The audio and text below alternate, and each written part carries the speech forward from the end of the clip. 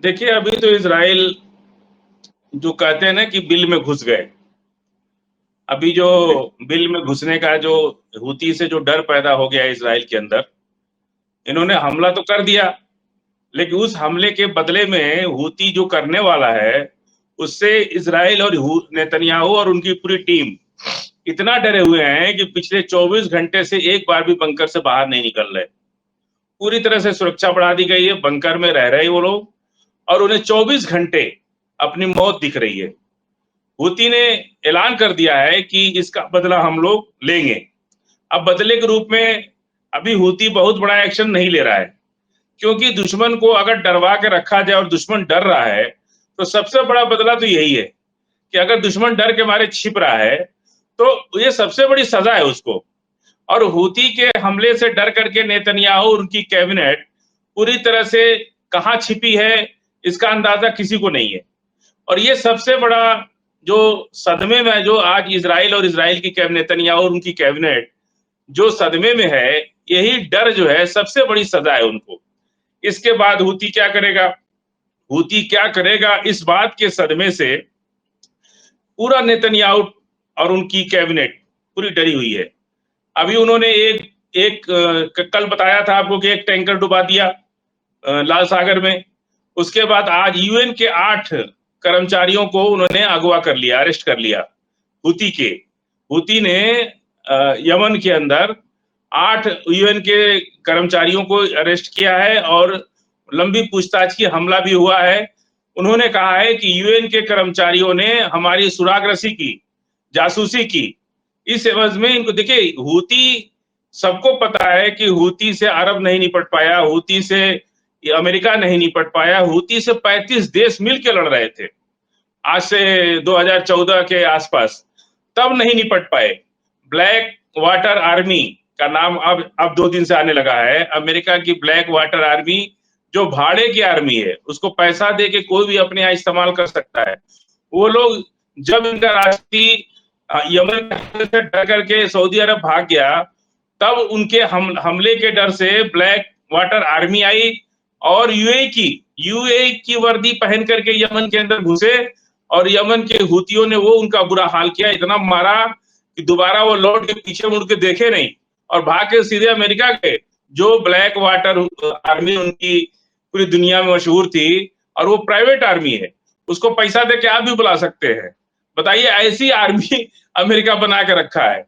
ये बात संविधान की करते हैं ये लोग बात लोकतंत्र की करते हैं और एक ऐसी आर्मी जिसकी कोई जवाबदेही ही नहीं है। उसको इंटरनेशनल कोर्ट ऑफ जस्टिस ने तमाम तरह के आरोप लगा रखे हैं उसके ऊपर, फिर भी अमेरिका उसको चला रहा है। जब हूती का वो आर्मी ने भी नहीं बिगाड़ पाई कुछ, यूएई की वर्दी पहन के आए लोग, इतना मारे कि वो फिर दोबारा लौट के आए नहीं और 35 देश मिलके हूती पर हमला किए, फिर भी कुछ नहीं बिगाड़ पाए। जब अरब की रिफाइनरी जला दी, तब अरब ने सरेंडर कर दिया कि आज के बाद हम नहीं कुछ बोलेंगे। और यही कारण है, अरब जो बार-बार अमेरिका परस्त बन जाता है और कुछ भी नहीं बोलता, उसके पीछे हमास और हूती का ये जो खौफ है ना, कि कल को अगर फिलिस्तीन अलग राष्ट्र बन गया, तो हमास तो आर्मी हो जाएगी, फिलिस्तीन की आर्मी हमास हो जाएगी। हूती यमन यमन उनके कब्जे में पूरी तरह से आ ही चुका है, यमन उसकी आर्मी हो जाएगी। ये जो हमला कर दिया इज़राइल ने, ये अपने पैर में कुल्हाड़ी मारा और जो एक शांति की तरफ जा रहा था मिडिल ईस्ट, उसमें आग भड़का दी और आग भड़काने के बाद अब वो तमाशा देख रहा है। इज़राइल का अंत तय है। अब किसका अंत होगा, कौन-कौन बचेगा, ये वक़्त बताएगा। हूती अभी पूरा एग्रेशन में हमला नहीं कर रहा है। हूती का ये कहना है कि ये डर के जो बिल में छिपे हैं नेतन्याहू, ये डर उनको 24 घंटे जो हूती का डर सता रहा है कि हूती हमको मार देगा, यही सबसे बड़ी सज़ा है नेतन्याहू के लिए, किसी के लिए भी है। यदि आप डर के साए में जी रहे हैं और 24 घंटा में हर रोज़ अगर कहीं खटका होता है तो आपको डर लगता है कि हूती की मिसाइल तो नहीं आएगी, हूती मार तो नहीं देगा।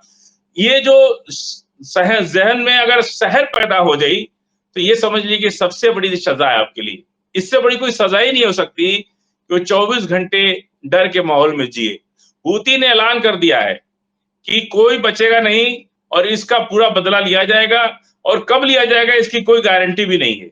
अभी वो बार-बार से यूएन तक के अब यूएन का देखिए, यूएन जो पूरी दुनिया पर अपना भरोसा टिकाता है, आज वो जासूसी ईरान की जासूसी कर रहा था।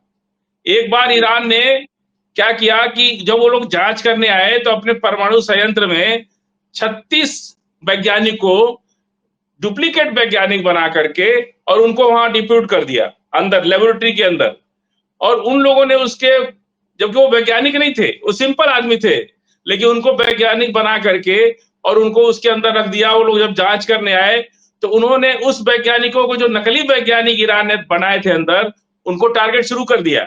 उनकी लोकेशन, उनके बारे में पता लगाना, उनकी लोकेशन, उनको मारने का प्लान, ये सब कुछ शुरू हुआ।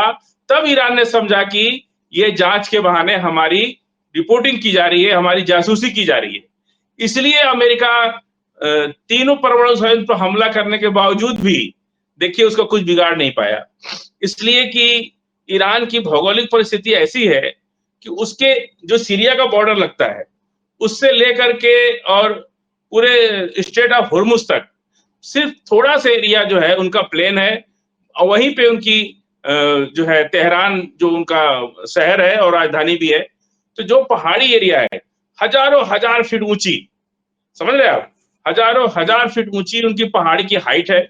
और उस पहाड़ी के नीचे उनकी लेबोरेटरी है। कितना भी क्लस्टर बम, B2 बम और कुछ भी मार ले, वो पहाड़ी को भेद ही नहीं पाएगा। कोई दुनिया में ऐसा आज तक नहीं बना जो 20 से 25 फीट नीचे तक मार कर सके। तो वो जो पहाड़ी के नीचे उनकी सेफ जगह है।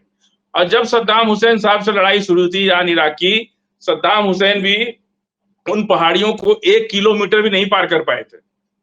और यही वजह है कि भौगोलिक परिस्थितियों की वजह से अमेरिका ने अल-शुरा को आगे किया और कहा कि भाई तुम जो है, हम तुमको पैसा दे रहे हैं, हथियार दे रहे हैं, तुम ईरान पे हमला कर दो।